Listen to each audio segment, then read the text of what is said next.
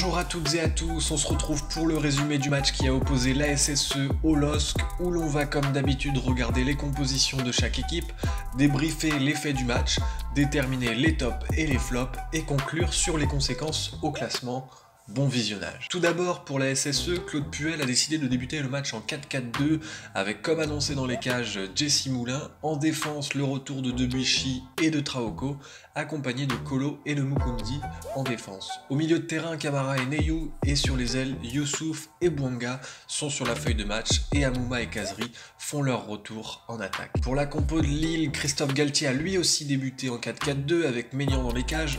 Au poste de latéral gauche, Bradaric est bien là, accompagné des deux colosses de la charnière centrale Fonte et Botman, avec également Thiago Diallo positionné latéral droit en l'absence de Selic, et au milieu de terrain, André et Soumaré sont titulaires, avec l'absence notable de Renato Sanchez.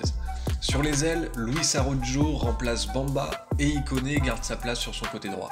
Et en attaque, pour finir, c'est Burak Yilmaz et Liadji qui ont été préférés, sûrement pour faire souffler ceux ayant joué face au Milan AC. Le match débute et commence dès la 4e minute de jeu avec Mathieu Debuchy qui lance Wabi Kazri qui va centrer vers le but de Maignan, qui l'arrête c'est vrai, mais intervient d'une manière assez surprenante pour un gardien. 31e minute de jeu, penalty pour la SSE à cause de Bradaric qui se craque un peu dans sa défense, perd l'équilibre devant Wabi Kazri qui tombe à cause de ce léger contact et va transformer ce penalty tiré à ras de terre. Maignan part du bon côté mais ne l'arrête pas et ce sera tout pour cette première période. 64e minute de jeu, superbe égalisation des Lillois grâce à Jonathan Ikoné sur un centre de Bradaric vers Burak Yilmaz qui très intelligemment remise de la poitrine vers Ikoné qui finit parfaitement.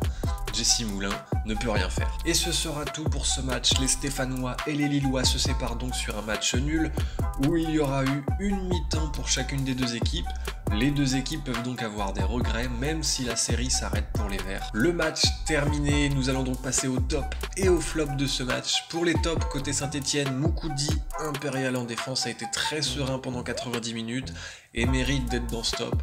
Et Wabi Kazri également était très important et très bon dans cette rencontre. Pour les Lillois, Luis Araujo a été excellent en seconde période et Burak Yilmaz a pesé sur la défense stéphanoise et est passeur décisif sur le but lillois. Passons désormais au flop de cette rencontre avec du côté des Verts les présences selon moi de Denis Bouanga qui est dans les flops même s'il n'a pas été catastrophique.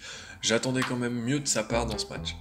Et du côté du LOSC, Isaac Liadji n'a pas été au niveau, on a d'ailleurs vu la différence quand Jonathan Bamba est rentré et a lui apporté sur son côté gauche. Les conséquences au classement pour Lille sont très importantes, eux qui pouvaient rejoindre le Paris Saint-Germain en tête du classement ont malheureusement raté le coche et pointent donc désormais à la 4e place, même si on n'est qu'au début de la saison et ils n'ont sûrement aucun souci à se faire pour le reste de la saison, pour rester dans les places pour l'Europe, même si un bon parcours en Europa League peut leur faire perdre quelques points en Ligue 1, même si ce match n'est pas non plus une catastrophe niveau comptable au classement. Concernant Saint-Etienne, cette série est enfin terminée malgré le match nul, et ça va sans doute faire du bien à la tête des joueurs, reste à savoir s'ils pourront inverser la tendance et se servir de ce résultat semi-favorable pour continuer et remonter au plus vite au classement, car même si tous les points sont bons à prendre, ils pointent toujours à la 15e place. Voilà, c'est tout pour ce résumé de ce match. N'hésite pas à me dire en commentaire qui sont pour toi les tops et les flops de ce match.